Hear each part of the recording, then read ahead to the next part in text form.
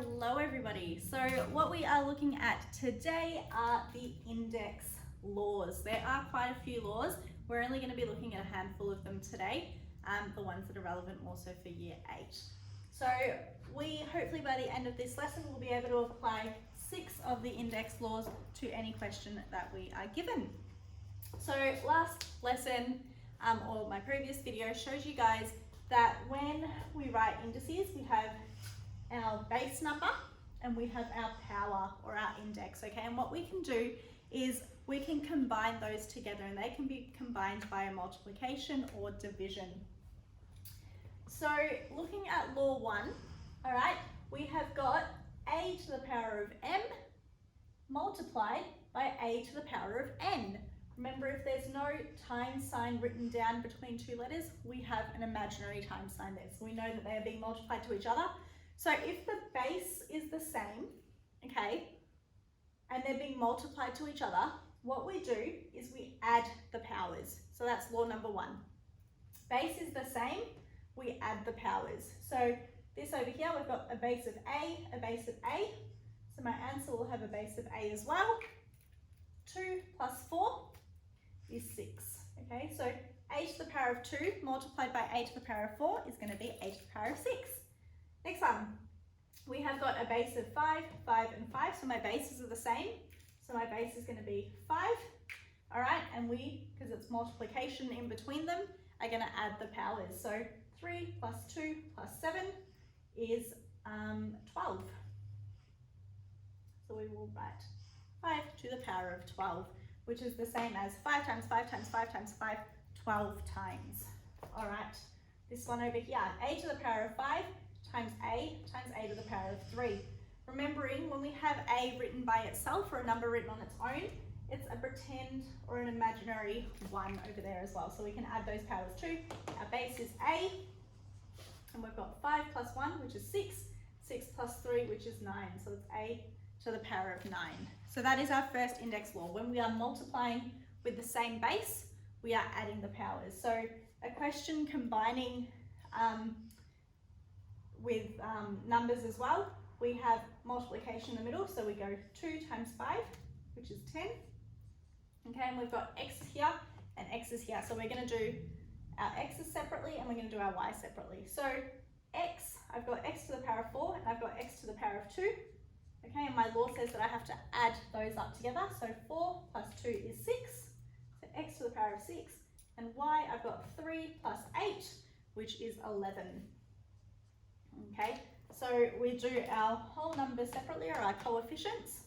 Whatever the symbol is, we do that to that, and then we look at the x's and we look at the y's because the base for those two is the same. All right, law number 2 is instead of multiplying, we are now dividing. Remember, we can write division like this, or I could have written it like this. A to the m divided by a to the n is the same as writing it this way. So over here, we subtract, all right? So when we're dividing indices, we subtract the power. So an example is a to the 8 divided a to the 5 is going to be 8 take away 5. So we write the base is the same, a take away 5 is 3. All right, this is now written in this format instead of this format. So u to the power of 20 divided by u to the power of 5 is going to be 20 minus 5, which is 15. So that's u to the power of 15. This one over here where we've got numbers included as well, we're going to see what number goes into 10 and what number goes into 4. And that is the number 2. So what we're going to do is see how many times does 2 go into 10. 2 goes into 10 5 times, so that's going to remain at the top. 2 goes into 4 twice. And then we look at our x's. Now because there's x to the 6 and x to the 2, we look at which one's bigger. So the top one's bigger, which means my x is going to go at the top. 6 take away 2 is 4, and that is my answer to that one.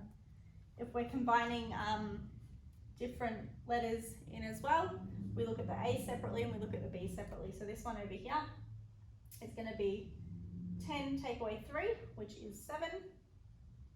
And then B is going to be 6 take away 2, which is 4. Okay, so When we're multiplying, we are adding the powers if they're the same base. And if we're dividing, we subtract the powers if they are the same base. All right. Law number 3. All right, so law number 3, 4, and 5 that I've got here are basically looking at expanding indices that are in brackets. So they all build on each other. In some other places, you will see these as the same law combined all together, but I've just separated them as on its own. If it's two things being multiplied inside the bracket and two things being divided inside the bracket. So I'll break it down. So a to the power of m, bracket n, in its expanded form, it looks like such. A to the power of m times n. So if there is a bracket there, we multiply the two powers together. So it's kind of like saying x squared, all of it to the power of 5. So what I do in this instance is 2 times by 5, which is 10. So x to the power of 2 to the power of 5 is actually x to the power of 10. We've just multiplied those two numbers together. Same over here. I write my base down. 2 times 3 is 6. So it's 5 to the power of 6 in that case, which we know is 5 times 5 times 5 times 5 times 5 times 5. So 6 times. All right, law number 5 is the same thing with a number being outside the bracket, but in this instance, that power of m is being applied to the a and it's being applied to the b. So what we've done is separate it. So a to the power of m, b to the power of m. So in this instance, the 3 would represent my a and the x would represent my b, my two parts. There could be multiple parts, doesn't matter. Each of them are going to be affected by the power. So over here, I would say 3 to the power of 4 multiplied by x to the power of 4. Okay. Next one, 2 to the power of 10 multiplied by y to the power of 10. And obviously I can expand these as well. I can figure out what 3 times 3 times 3 times 3 is, and then write x to the power of 4 next to that answer. Same with this one, 2 times 2 times 2 times 2 times 2, 10 times, and then go y to the power of 10 next to that number. All right, I can combine two together. So here I have got this one, which is looking at what we did over here, u to the power of 2 to the power of 4. So because there's a bracket there, I times them. So we're going to go u to the power of 8 multiplied by 7 squared and u to the power of 6. Okay, so now what I can do is I can use my law 1 to simplify this even further. So there's a 7 squared, which is 7 times 7, so that's 49. I've got a u on both sides, which means my base is the same. And because we're multiplying, we add the powers. So 8 plus 6 is going to be 14. Okay, so that is the simplified version for that one over there. All right, law number 5 is similar to law number 4, where each thing is affected by the brackets. So I have got a to the power of m and b to the power of m, okay? And they're obviously separated by a division sign for that one. So this one over here, what I would do is I would take my x and I do to the power of 3, and I take my y and do that to the power of 3 as well. This one, same thing as we were doing here. 2 to the power of 3, okay, x to the power of 2 times 3, which is 6,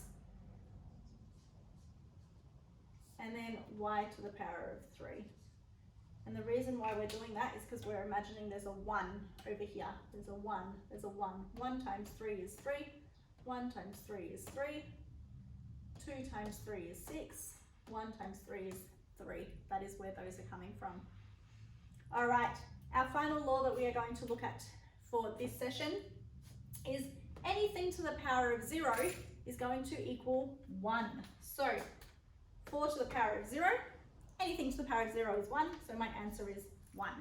Okay, I have 73xy, all of this to the power of 0. Our law says anything to the power of 0 equals 1. All right, this one over here, 10 to the power of 0 plus 5 to the power of 0. So I know that 10 to the power of 0 is 1, plus 5 to the power of 0 is going to be 1. 1 plus 1 is 2. All right, so anything to the power of 0, we're going to have our answer as 1. Over here, 4x to the power of 0 means this whole thing is equal to 1. 8xy to the power of 0 means this whole thing is equal to 1. So we've got, again, 1 plus 1, which is 2. Okay, over here we've got 4 times x to the power of 0. Now you'll notice, and this is why it's important to have brackets or not have brackets and differentiate between those two, is this 0 is only affecting my x over here.